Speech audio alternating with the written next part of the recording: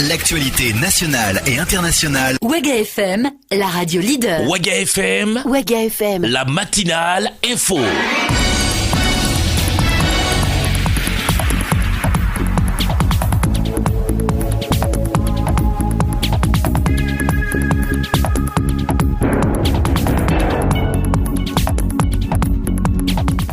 Il est 7h ici à Ouagadougou. Mesdames, Messieurs, fidèles auditeurs de Ouaga FM, bonjour à toutes et à tous et bienvenue au journal de 7h de ce mardi 4 avril 2017. Tout de suite, les titres de l'actualité au Burkina. Dans l'arrondissement 3 de la ville de Ouagadougou, l'on a marché hier matin en soutien au maire Rainatou Ouedraogo. Le maire élu sous la bannière de l'UPC, l'Union pour le progrès et le changement, est la cible d'une motion de défiance dont sont signataires une partie des conseillers municipaux de l'arrondissement. Explication détaillée dès le début de ce journal. Au tribunal militaire de Ouagadougou, des témoins ont été entendus au cours de l'audience d'hier lundi dans l'affaire dite attaque de la poudrière de Yimdi. Les zones d'ombre sont toutefois restées intactes, nous dira notre reporter. En politique, audience à l'interne au niveau du chef de file de l'opposition politique. Zéphirin Diabré et ses camarades ont écouté une délégation de la CODER, la coalition pour la réconciliation, pour la démocratie et la réconciliation nationale. On en parle dans ce journal. Le ministre d'État chargé de la sécurité, Simon Compaoré, et la présidente du Conseil supérieur de la communication, Nathalie Sommet, se sont parlé hier matin. Il était question du traitement de l'information en ces temps d'insécurité au Burkina Faso. Mesdames, Messieurs, une fois de plus, bonjour et bienvenue à l'écoute de ce journal que j'ai l'immense plaisir de vous présenter. Les infos sur Ouaga FM, présentation Paul-Miki Rwamba. Les infos sur Ouaga FM, l'actualité nationale. La population de l'arrondissement numéro 3 de la ville de Ouagadougou a initié une marche ce lundi 3 avril 2017 pour soutenir le maire du dit arrondissement suite à la motion de défiance déposée vendredi dernier par un groupe de conseillers municipaux de l'arrondissement demandant la destitution de Rainatou Ouedraogo, maire de l'arrondissement numéro 3. Le compte rendu de ce meeting avec vous, Aimé Sawadougou.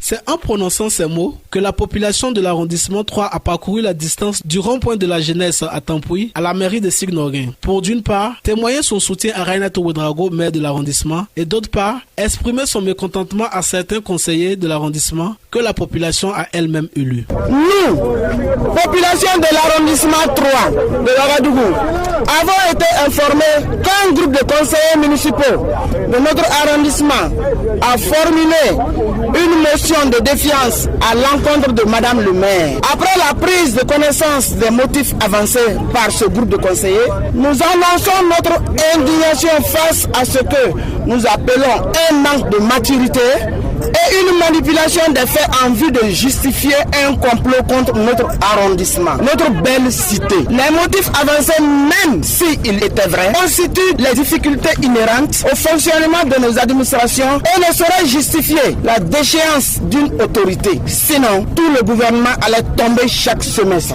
Le vendredi 31 mars 2017, sur les 28 conseillers que compte l'arrondissement, un groupe de 16, dont 4 de l'UPC, parti du maire actuel, avait déposé une motion de défiance afin de destituer le maire, laquelle motion faisait état de la mauvaise gestion de la mairie et d'enrichissement illicite. Face à ces accusations, Rainatou Ouedraogo dit ne rien se reprocher et affirme être sereine pour la suite des événements. Ils ont bel et bien dit qu'ils sont venus à l'improviste parce qu'ils ont eu l'information depuis vendredi qu'il y a un groupe qui est en train de manœuvrer pour destituer le maire. C'est pour cela que j'ai accepté de prendre la parole, pour leur témoigner aussi ma reconnaissance et ma gratitude. Sinon, je vous ai bel et bien dit qu'il y a les mesures et les textes en vigueur que nous allons appliquer. Les texte nous demande de convoquer une session extraordinaire dans les 7 jours qui suivent à partir de la date du dépôt. Et je crois bien que nous allons appliquer et les résultats qui en sortiront, nous allons en tout cas vous appeler encore pour vous faire part. Le premier responsable de l'UPC de la section Kadiogo, Rabi Yameogo, remercie la population de l'arrondissement pour sa vigilance et lui demande de continuer dans ce sens. La population, elle, dit apporter son soutien total au maire et met en garde ce groupe de conseillers qu'elle tiendra pour responsable d'une éventuelle dégradation du climat social au sein de l'arrondissement. C'est un compte rendu signé Aimé Sawadogo.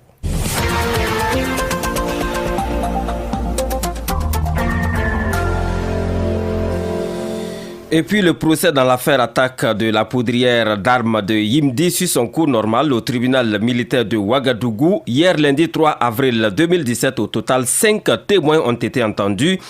Aussi, des pièces à conviction ont-elles été présentées. Toutefois, l'ensemble de ces éléments nouveaux apportés au procès n'ont pas permis de lever l'équivoque sur les zones d'ombre, nous rapporte Gérard Sanou. Nous l'écoutons. La comparution des témoins n'a pas apporté la lumière nécessaire à ce procès. L'adjudant-chef Samandolougou Bernard, chef du poste de commandement pendant l'attaque, jure qu'il y a eu échange de tirs. Toute chose que le sergent-chef Sanou Ali et ses hommes démentent formellement. Mais celui qui a semé plus le doute, c'est la sentinelle témoin citée par le commissaire du gouvernement, le soldat Koussoubé Zakaria. Écoutons l'avocat du sergent-chef Sanou Ali à ce sujet, Maître Bruno Fako Ouattara. Il y a une première gêne qui se dégage. D'abord, vous aurez remarqué qu'il y a certains témoins clés. Je prendrai comme type de témoin la sentinelle qui affirme un certain nombre de choses que les accusés ont démenties. Il dit par exemple, quand l'intéressé venait, lui, il a fait la sommation d'usage et l'intéressé a donné le mot de passe, ils le connaissent. Mais quand on a fait comparaître celui qui dit avoir fait la sommation, lui, il ne le connaît pas. D'autres témoins ont également comparu, au nombre desquels l'étudiant Ouedraogo Ali, fils du caporal Ouedraogo Isiaka, qui a quelques jours plus tôt reconnu avoir déserté pour sauver sa vie. Ouedraogo Ali affirme avoir été violenté comme tous les autres membres de sa famille par les agents de sécurité qui recherchaient son père. Un fait relaté qui a visiblement mis mal à l'aise le commissaire du gouvernement. Mais pour le président du tribunal, ce cas relève de la juridiction de droit commun. Pour la suite du procès, Maître Bruno Fako Ouattara attend le procureur de pied ferme. C'est l'histoire du procureur qui va démontrer soit la culpabilité, soit l'innocence. Voilà, il n'y a que ces deux. C'est comme je vous ai dit, la loi prévoit d'instruire à charge et à décharge. J'ai constaté que apparemment, ils n'ont instruit qu'à charge. Je pensais à des exceptions excusatoires, des exceptions que la loi prévoit qui peut diminuer la peine ou excuser carrément l'accusé. Au total, 5 témoins ont comparu. Aussi, des pièces à conviction ont été présentées, comme il fallait s'y attendre, avec des problèmes. Le sergent-chef Sanou Ali a réclamé certains objets personnels, notamment une certaine somme d'argent avec l'appui de son avocat, qui dit avoir été gêné de savoir que son client a perdu de l'argent pendant la perquisition de son domicile par des agents des forces de défense et de sécurité. C'est un récit signé Gérard Sanou. Et un mot de politique dans cette édition du journal de 7h sur Ouaga FM. Le chef de file de l'opposition politique burkinabé Zéphirin Diabré a reçu en audience des membres de la Coalition pour la démocratie et la réconciliation nationale CODER. C'était hier lundi 3 avril 2017 au siège du chef de file de l'opposition à Ouagadougou. Cette rencontre entre dans le cadre du processus de réconciliation et s'inscrit dans une tournée des membres de la CODER, la Coalition pour la démocratie et la réconciliation nationale, qui depuis un certain temps rencontre les différentes personnalités du Burkina. Le compte rendu de l'audience d'hier est signé Ella Marie-Estelle Guébri. Après plus d'1h30 de concertation entre le chef de file de l'opposition politique burkinabé et les membres de la coalition pour la démocratie et la réconciliation nationale CODER sur plusieurs sujets dont le point essentiel a été la réconciliation nationale, le président de la CODER a livré le contenu de la rencontre. Demander au chef de file de l'opposition de s'impliquer pour que la réconciliation nationale soit une réalité dans notre pays, le Burkina Faso. Et nous nous avons indiqué la vision qui était la nôtre, les différents principes sur lesquels nous nous battons pour que la réconciliation puisse se faire, bien sûr dans le respect de la justice, mais une justice impartiale, équitable, qui est la même pour tous.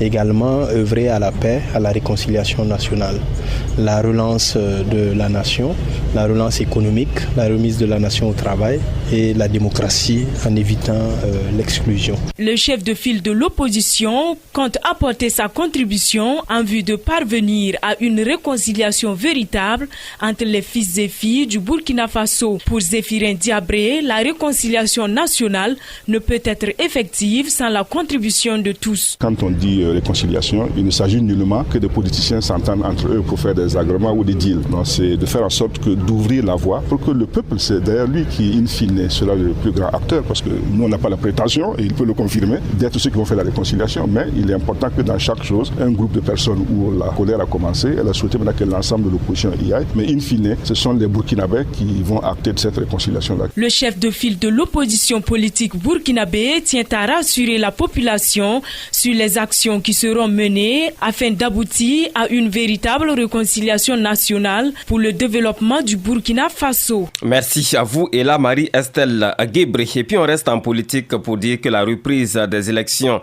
municipales le 28 mai prochain, la commune rurale de Kindi est concernée par cette reprise des élections municipales partielles et complémentaires. Qu'en est-il de cette commune?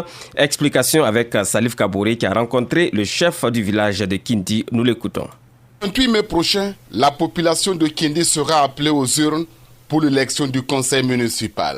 Dans la localité, deux partis majeurs se disputent la mairie, le Nouveau Temps pour la démocratie et le Mouvement du peuple pour le progrès. Le parti au pouvoir est soutenu par le chef de Kindi et le NTD piloté par Thomas Bagamzari. Comment en est-on arrivé au blocage de la mairie de Kindi? Réponse avec le Naba Kwanga, chef de Kindi. Il y a deux candidats du MPP qui ont démissionné, rentré dans un autre parti. Donc ça se fait maintenant que MPP a perdu. C'est ça qui a mené les dégâts. Voilà. Or pourtant, les gens voulaient le changement. C'est à cause de ça ils ont voté MPP. Mais j'étais étonné que ceux qui ont en train de dire aux gens de voter MPP, maintenant virent pour rentrer dans un autre parti et maintenant coincer les têtes des gens et la commune les échoue. Pour le chef de Kindi, les mêmes causes produiront les mêmes effets après le 28 mai prochain. Les anciens conseillers là ne devaient pas se présenter parce que c'est la même chose, parce que chacun a son personnel. Donc ça se fait que c'est un peu compliqué. Si les anciens conseillers là n'avaient pas le pouvoir de se présenter, il n'y aurait même pas de problème dans les communes encore. C'est les conseillers qui créent problème. Enfin, Naba Kwanga de Kindi lance un appel. Si quelqu'un décide d'être conseiller MPP, il n'a qu'à rester conseiller MPP. C'est CDP, il n'a qu'à rester. Mais tu dis que tu veux être conseiller et en fin de compte tu vis pour aller parce qu'on t'a acheté avec de l'argent. Hein? Tu veux l'argent mais c'est bien vrai, mais c'est des risques pour des gens. Voici à Kindi, moi on allait prendre un cadavre à la mairie. Et jusqu'à nos jours là, il n'y a même pas eu de session. Une fois qu'on part pour faire la session, on dit que non, ce qu'on a besoin là qu'on a voté, il n'y a pas de session. Jusqu'à nos jours là, Kindi n'a pas eu de session, a eu à faire de session. Parce qu'ils ont dit que, en tout cas, eux, ils ont voté le MPP, ils veulent que le MPP soit au pouvoir. Il invite par ailleurs le ministère de l'administration territoriale de la décentralisation à voir clair dans la gestion de la mairie, car il y aurait eu détournement de fonds, notamment dans le cadre du jumelage. Un compte rendu signé Salif Kabouri. Et puis, je vous l'annonçais en titre de cette édition, une délégation du Conseil supérieur de la communication avec à sa tête Nathalie Somé, la présidente de cette institution, a été reçue en audience par le ministre d'État Simon Compaoré chargé de la sécurité. C'était hier lundi 3 avril 2017. Le traitement de l'information en cette période d'insécurité était bien évidemment à l'ordre du jour de cette rencontre entre les deux personnalités.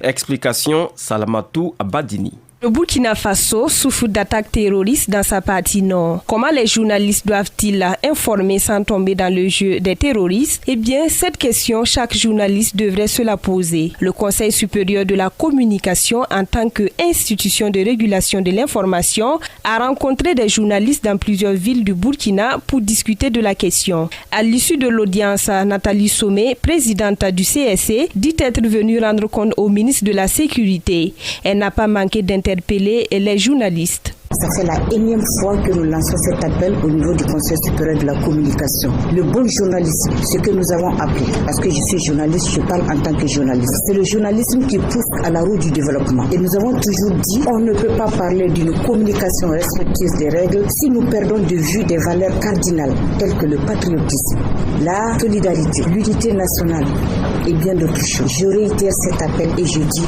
ne perdons pas de vue ces valeurs-là. Sinon, nous faisons le lit des terroristes en ce qui concerne les questions sécuritaires pour l'instant. Bouter ce mal du Burkina Faso relève certes des forces de défense et de ce nécessaire. Entendons par là le traitement avec professionnalisme de l'information.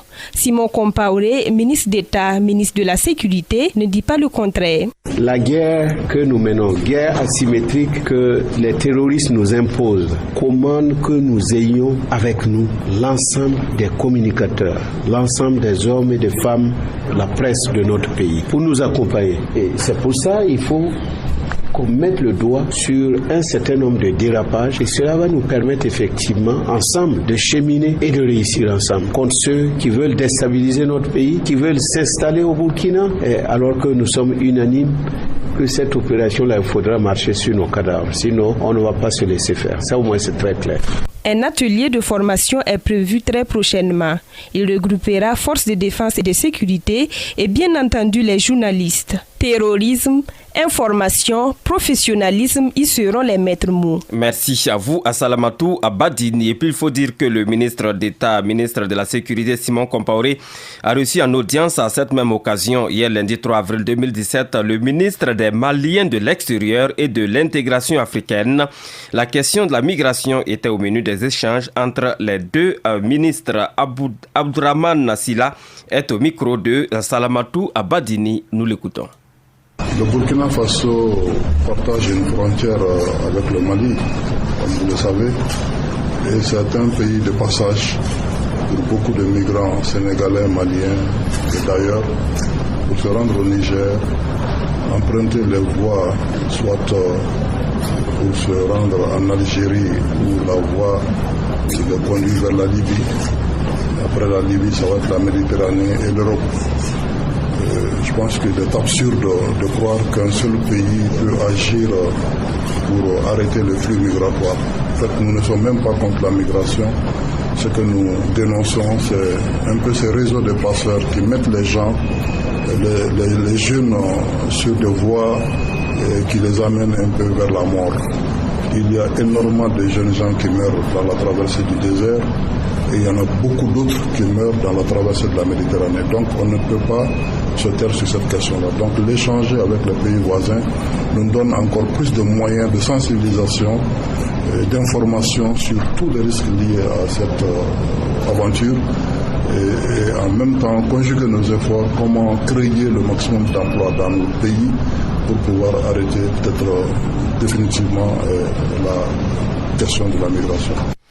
À l'instant, le ministre des Maliens de l'extérieur et de l'intégration africaine, Abdourahmane Nassila, qui a été reçu en audience par le ministre d'État Simon Compaoré, il s'exprimait au micro de Salamatou Abadini. À l'occasion de la revue annuelle 2017 du cadre sectoriel de dialogue transformation industrielle et artisanale, le ministre du Commerce, de l'Industrie et de l'Artisanat a procédé hier lundi 3 avril 2017 à Ouagadougou au lancement des travaux de cette session. Cette dernière est consacrée à la validation du rapport sectoriel de performance 2016 du PNDS. Le point avec Sita Bansé. La recherche de l'efficacité dans la mise en œuvre du PNDS a conduit à la mise en place d'un dispositif de suivi et évaluation. C'est à cet effet que les cadres sectoriels de dialogue ont été instaurés pour servir d'instances privilégiées de concertation entre les différents acteurs impliqués dans l'atteinte des objectifs des référentiels sectoriels. Stéphane Sanou, ministre du Commerce, de l'Industrie et de l'Artisanat, donne plus de détails sur les travaux. Le cadre sectoriel de dialogue est en réalité l'instance donc qui permettra de passer en revue toutes les actions qui ont été donc réalisées au cours de l'année 2016, en droite ligne bien sûr du PNDS. Pour une mise en œuvre réussie donc du PNDS, il a été créé des secteurs de planification au nombre de 14. Ça permettra donc la mise en œuvre réussie de de tout ce qui est prévu dans le cadre du PNDS. Le ministre a ajouté que 2016 était un budget subi parce qu'il n'y avait pas de coordination totale. Mais en termes d'effets attendus, les réformes assignées au secteur de la transformation industrielle et artisanale devront prendre en compte tout ce qu'on a réalisé en termes donc de programme d'action prioritaire 2016.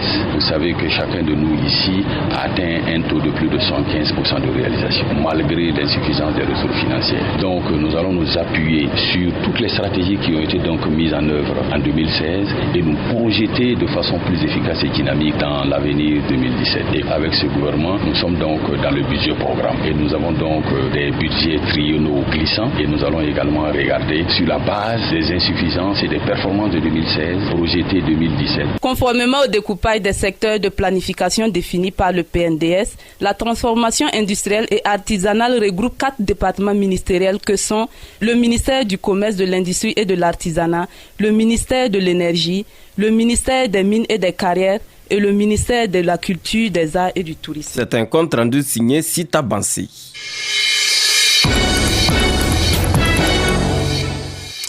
Mesdames, Messieurs, il est 7h20 à Ouagadougou. Vous écoutez la radio Ouaga FM sur la 101.1 sur place à Bobo-Dioulasso.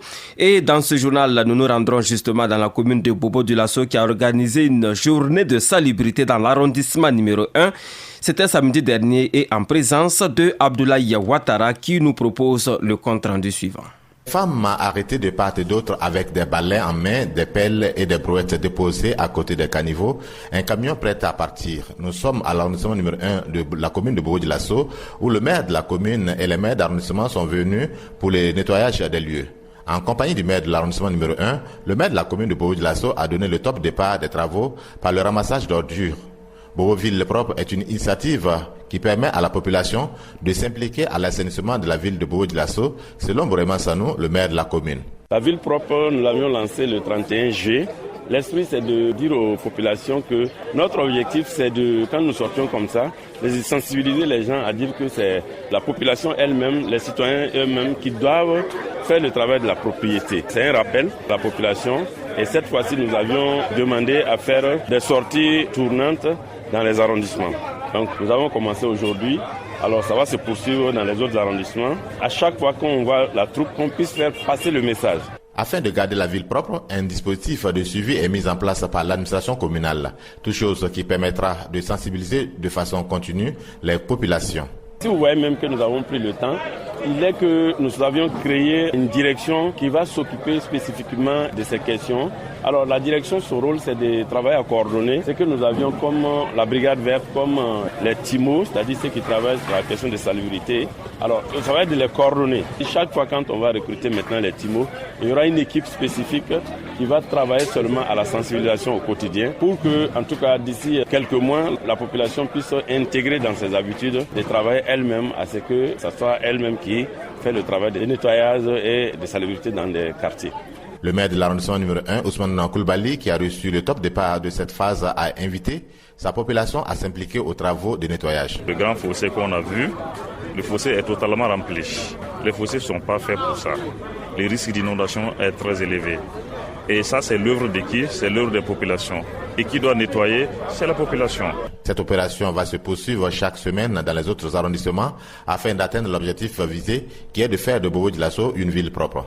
Merci à vous, Abdoulaye Ouattara. Et puis on revient ici à Ouagadougou pour dire qu'au cours de la séance plénière du vendredi 31 mars 2017 à l'Assemblée nationale, le ministre d'État Simon Compaoré, interpellé par la représentation nationale sur l'affaire dite des 57 véhicules de l'État disparus de la présidence du Faso en fin de transition. Pour le ministre Simon Compaoré, il s'agirait plutôt de 53 véhicules qui avaient effectivement manqué à l'appel à la fin de la transition et 22 véhicules dont 9 ont transité par le camp CRS auraient été retrouvés à l'expiration de l'ultimatum qui avait été lancé le 23 mai 2016. Les 13 autres auraient été directement conduits à la présidence du Faso. Le président de l'Assemblée nationale, Salifou Diallo, a saisi l'occasion pour exhorter le gouvernement burkinabé à engager des poursuites judiciaires contre les individus qui avaient tenté de faire main basse sur ces véhicules de l'État burkinabé.